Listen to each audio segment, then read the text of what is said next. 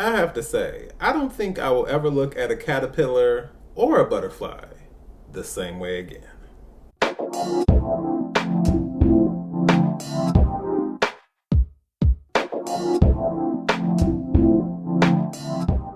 Hey everyone, this is D, Movieman, fellow cinephile, popcorn addict, and emerging film critic, coming to you with reliable recaps, reviews, and reactions. And today, of course, I'm coming to you all with yet another review, this time for Hoppers, directed by Daniel Chong, written by Jesse Andrews, and starring Piper Curda, Bobby Moynihan, John Hamm, Kathy Najimy, Dave Franco, and many more.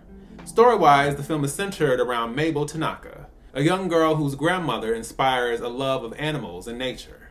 But when her beloved glade falls prey to a freeway development, she discovers a shocking and innovative technology that allows her to hop into the heart of the animal world and maybe turn the tables in the process. Alright, so I'm going to start with my pros. First, let me say shout out to my best friend. I had the chance to check this out with her, and it's funny because we were actually supposed to see an early screening for the film Reminders of Him. But after we went all the way to the theater, we found out that for whatever reason, either the theater or the screening company, somebody didn't do what they were supposed to do, and the film screening didn't even get scheduled. So it was kind of like, okay, so what do we do now? But then I looked up, some theaters nearby, and I realized not only did we have a theater that was only 12 minutes away, but it also had an early access screening for Hoppers. We had the chance to go and see it, and I think everything worked out the way it was supposed to. So shout out to my best friend. You know who you are. I mean, I've said her name before, but still, shout out to you because it was a great experience, and I feel like it was really a perfect day regarding how that all worked out. But of course, to start off my thoughts, I'm going to get into our director. Our director, of course, as I mentioned, is Daniel Chong. He is most known for being the creator of the animated series We Bare Bears. And he's also worked on a variety of computer animated films, including Bolt, Cars 2, The Lorax, Free Birds, Inside Out, and of course, We Bare Bears, the movie, which was his feature directorial debut. With all of that expertise and familiarity that he has within the computer animation world, I love the fact that he is now making his Pixar directorial debut with this film. And I love the fact that it's such an original, refreshing, enjoyable, meaningful film with a great message and a great story. I love the fact that we did have a focus on nature, but then we tied in this very unique scientific element as well, and I thought the two meshed together perfectly. As someone who was obviously there when Pixar got started back in November 1995 with the first computer animated film ever created, namely Toy Story, it's really been something to see how Pixar has evolved over the years. And I feel like there's like a special experience or a special Pixar film that stands out for everyone. Me personally, I have to say that Finding Nemo and Wall-E are probably my standouts because those were the two I got to see in the theater on the big screen, and I have very specific nostalgic memories of that. And of course, I love pretty much all the Pixar films, but just those experiences, especially on the big screen, I just think it hit differently and allowed me to really immerse myself in them in a completely different way.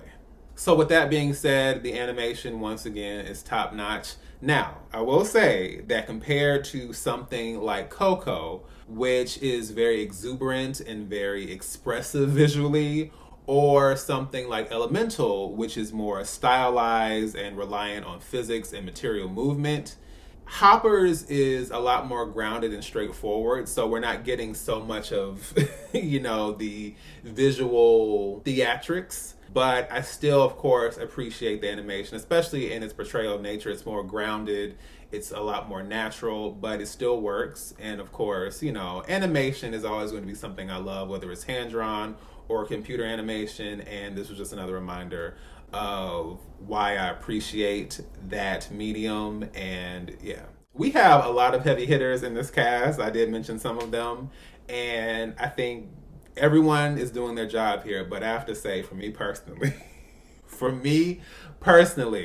Iman Abdul Razak as young Titus and Dave Franco as the Insect King were the standout for me.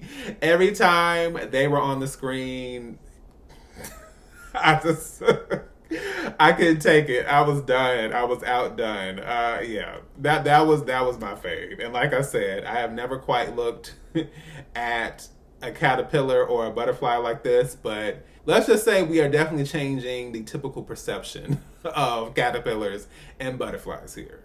And then, of course, I have to give a very special shout out to Isaiah Whitlock Jr., who is very well known for his collaborations with Spike Lee, and especially one very, very famous one-word delivery. Shit. All right, that's it. That's it. So sadly, Isaiah Whitlock Jr. did pass away this past December. So that means that this is one of his final film roles. And, you know, it's always bittersweet. Especially people you've grown up with and seen so much of. Even if it is just parasocial, you kind of connect with those people, even if it's just through their performances. And so he did voice the Bird King here, and he did a wonderful job there as well. But I wanted to say that he will absolutely be missed. And I'm very, okay. And I'm very happy that one of his final films was being a part of such a beautiful and heartwarming and just refreshing, uplifting film experience like this. All right, now I'm going to jump over to the cons. Not very many cons here, to be honest. What I will say first and foremost is that given the more intensely emotional elements we've seen in Pixar films like Finding Nemo, Up, and Coco, I would like to have seen just a little bit more of an emotional punch regarding Mabel and her grandmother. We see it, it's there, but I would have liked to have seen just a little bit more and just, you know, tug on the heartstrings, just, you know, just that little bit more. And I also would have liked to have seen, even though it wasn't something that required a whole lot of expansion or exploration, I do wish we could have seen a little bit more of how Mabel's parents tied into the story, even if we didn't see them, just to understand more about that disconnect in their relationship, and especially as it pertained to Mabel and her grandmother's relationship. I will also say that depending on what your threshold is for kiddie shenanigans, children and adults could still enjoy this, but I could definitely see there are probably some moments here and there that probably felt like it was leaning a little bit more into the sillier elements, given that I grew up watching a lot of animated films that still packed a little bit more of a punch. I'm not saying that that's necessarily what this film is trying to do, but I can say I can see elements where it probably took the easy way out and simplified certain things and probably didn't go as hard in packing that punch, not just emotionally, but even within the dynamics of the story. I could have definitely seen some opportunities there that might have been missed as well. So I'm going to give Hoppers an A-. Like I said, this was the perfect experience for me to have, especially with my best friend. And, you know, I've been in a very interesting transitional place in my life right now.